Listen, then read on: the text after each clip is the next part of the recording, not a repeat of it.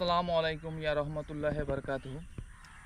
তো যে কোনো কাজ সেটা ছোট হোক বা বড়, সেটা করার আগে সঠিক সিদ্ধান্ত এবং সঠিক পরিকল্পনা যদি না করা হয়, তাহলে ওই কাজটার আপনার সফলতার পরিমাণ আশা করাই যায় না যে সফল আপনি হবেন। তো তারই একটা এক্সাম্পল আপনাদেরকে আমি এই মুহূর্তে দিচ্ছি আমার এই কৃষিকাজের প্রজেক্টের ওপর। তো আপনারা তো সবাই জানেন কম বেশি যে আমি একটা ঝিঙের প্রজেক্ট করেছিলাম 8 কাঠা জায়গার ওপর। তো সেটারই রিসেন্ট আপডেট, দুটো ভিডিও 3টে ভিডিও দেওয়ার পর আর দিইনি। তো কেন দিইনি এবং এই মুহূর্তে ওই ঝিঙের আমার প্রজেক্টটার কী আপডেট সেটাই আপনাদের সঙ্গে শেয়ার করব। তো এই মুহূর্তে আমি দেখাই আপনাদেরকে আমাদের ঝিঙের প্রজেক্টের কী কন্ডিশন। তো এই যে দেখতে পাচ্ছেন ছোট জমিটা, এটা হচ্ছে ওই জমিটা, যে জমিটা আপনারা দেখেছিলেন যে গাছের গ্রোথ খুবই সুন্দর ছিল। এবং এইটা একটা জমি, যে পুরো জমিটা গাছে ঢেকে গেছিলো, যে জমিটা সেটা হচ্ছে এইটা। তো আপনারা হয়তো ভাববেন যে এত সুন্দর গাছ ছিল, এত জালি এসেছিলো ঝিঙের, এই কি অবস্থা, পুরো ঘাস এবং আগাছাতে কি করে ভরে গেল।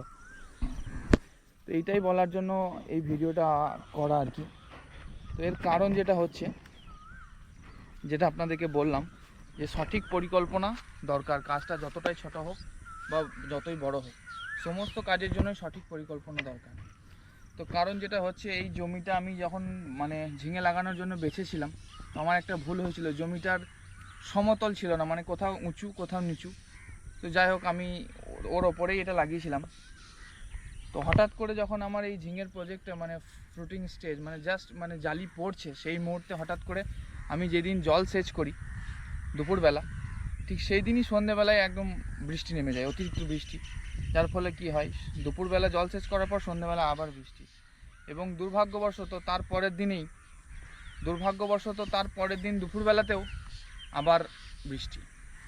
তো এই দুদিনে 3বার বৃষ্টি হওয়ার ফলে আমার পুরো প্রজেক্টটা একদম নষ্ট হয়ে যায়। এবং আমি এটাকে কোনোভাবেই এই গাছগুলো বসে যায়, যে আমি আর কোনোভাবেই ওষুধ দিয়ে বা পানি কেটে বের করার পরও একদম পুরো সমস্ত গাছ নষ্ট, যার জন্য দেখতে পাচ্ছেন পুরো একদম জমি ঘাসে ভরে গেছে। আমার এটাই পুরোটাই লস প্রজেক্ট। যাই হোক, আমার নিজেরই ভুল, কারণ পরিকল্পনার অভাব। তো আমাকে এখান থেকে একটা শিক্ষা পেলাম আমি, যে সবজি লাগাতে গেলে জমি আপনাকে জলের নিকাশি ব্যবস্থা খুবই ভালো রাখতে হবে, তাতে সে যেদিকেই হোক।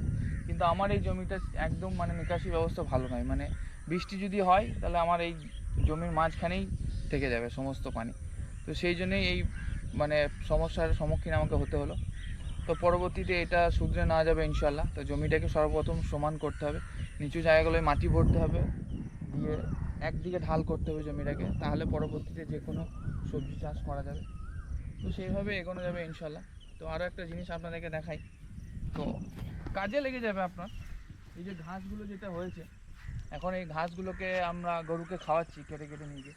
তো কাজে লাগছে, কিন্তু যেই প্রজেক্টটা তৈরি করা হয়েছিল সেটা হয়নি, কিন্তু কাজে লাগছে কিছু হলেও। তো এইদিকে নিয়ে আসো, এই মুহূর্তে আমি কিছু আপনাদেরকে আপডেট দিই আমার।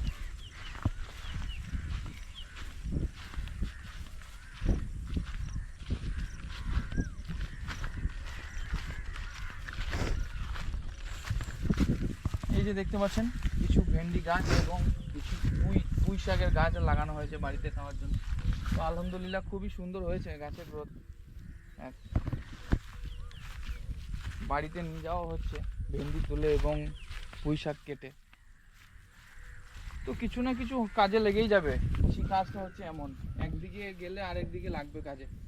তো এর সঙ্গে জুড়ে থাকতে হবে, এটাই হচ্ছে মেন মোদ্দা কথা।